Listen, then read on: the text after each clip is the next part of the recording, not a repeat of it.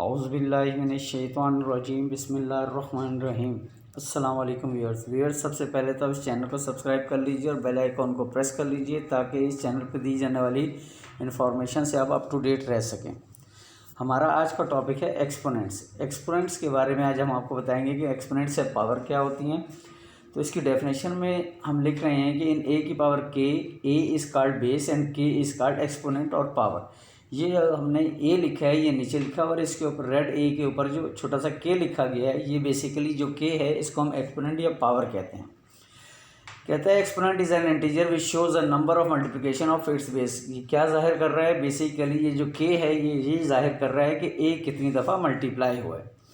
Exponent हमें ये बता रहा है, एक्सपोनेंट बेसिकली एक इंटीजर होता है, ये ज़ीरो भी हो सकता है, ये प्लस भी हो सकता है और ये माइनस भी हो सकता है। ये हमें सिर्फ और सिर्फ ये बता रहा होता है कि ये जो बेस है ये कितने टाइम आपस में मल्टीप्लाई हो रहा है। क्लियर? इसके बाद मज़ीद वजाहत के लिए अगर हम नंबर्स के हवाले से बात करें तो हम कहते हैं the exponent is the number of times the base number is multiplied by itself.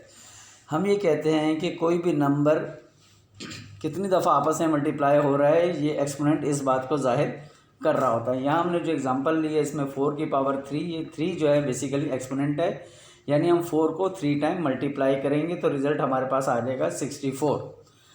इसके बाद दूसरी एग्जांपल में हमने एग्जांपल लिए 3 की पावर 2, यानी 3 2 टाइम मल्टीप्लाई होगा। इसी तरह 2 की पावर 3 मीन्स 2 3 टाइम मल्टीप्लाई हो रहा है। 5 पावर 7 मीन्स 5 7 टाइम मल्टीप्लाई हो रहा है। इसी तरह 4 पावर 1 मीन्स 4 एक ही दफ़ा मल्टीप्लाई होगा। ठीक है। इसके बाद एक्सपोनेंशियल नोटेशन क्या होती है?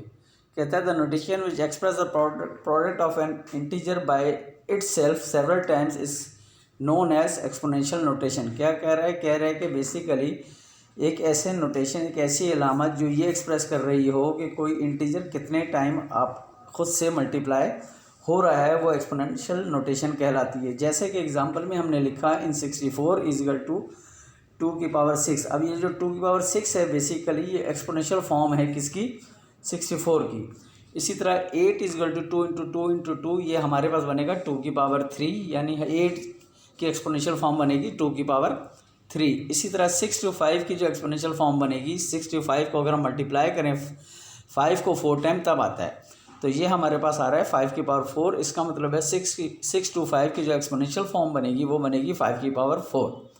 यह हमारा आज का टॉपिक था। इंशाल्लाह अगले टॉपिक के साथ फिर हम हाजिर होंगे।